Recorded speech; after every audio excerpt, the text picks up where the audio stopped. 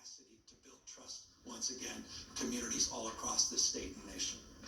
Hi, Governor. Nicole Nixon with Cap Radio News, and I will be asking questions on behalf of the press today. I'd like to hear a little more about the specific policies you would support to address some of these racial inequity issues.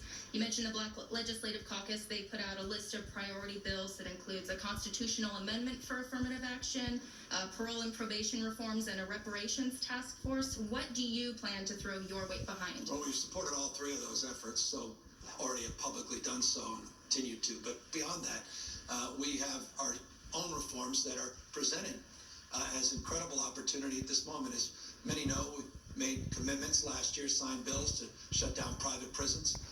We've made commitments that are presented in front of the California legislature that I believe they're supposed to support by limiting the Department of Juvenile Justice to advance probation reform. We don't need a new bill in our budget.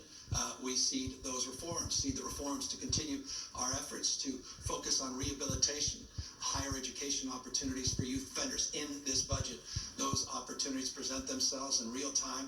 Working with the legislature over the next few weeks, we'll have the opportunity to anchor those reforms in the trailer bills that are part of this budget package. So many things have been proposed in terms of affirmative action, which I've long supported, righting that wrong as it relates to those changed. As it relates to the issues of reparations, working to study and understand more broadly what that looks like, what that means. We've been public in our support in that space and continuing the cause that unites all of us, not only in this moment, but the deeper structural cause of addressing the underlying issues as it relates to disparities from the health perspective, environmental justice perspective, and focusing on economic justice as well.